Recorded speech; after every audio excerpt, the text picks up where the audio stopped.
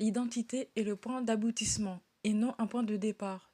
De plus, elle est traversée par des contradictions multiples. On appelle essentialisme la tendance à oublier cela. Qu'est-ce qu'un antisémite? Quelqu'un qui croit que le juif a une identité définitive et qui, sans le vouloir, déteste son propre fantasme. Cette citation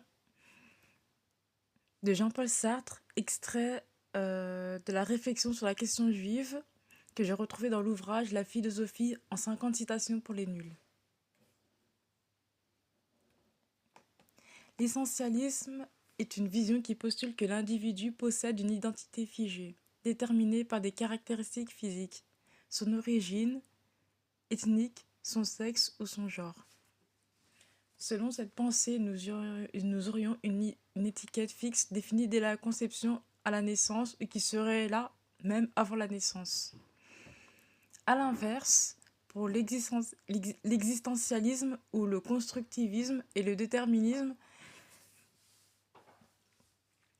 l'individu est le fruit de son environnement, de ses expériences et de ses choix.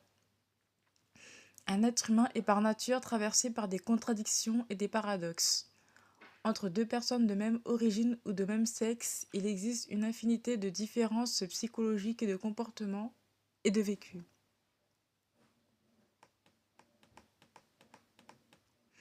Le piège du fantasme et du biais cognitif, l'intolérant ne déteste pas une personne réelle, il déteste un fantasme, c'est-à-dire des comportements attribués, il ne voit pas la personne. En pensant que l'autre a une identité immuable, il refuse son individualité. L'être humain est alors réduit à une seule caractéristique ou plusieurs. C'est ici qu'intervient le biais cognitif. Si un individu agit hors des clichés, son comportement sera ignoré ou jugé anormal. Mais s'il agit conformément aux stéréotypes, on l'attribuera immédiatement à son essence, c'est-à-dire à son origine, à son genre. Pourtant, si une personne de notre propre groupe faisait la même chose, cela passerait totalement inaperçu. L'argument de la nature et de l'expérience. Certains discours essentialistes invoquent l'évolution de l'espèce. Mais cette évolution n'est pas une vérité figée. Elle est le résultat d'une sélection constante. Mais cette évolution n'est justement pas, entre guillemets, naturelle puisqu'il s'agit d'une sélection. C'est mouvant.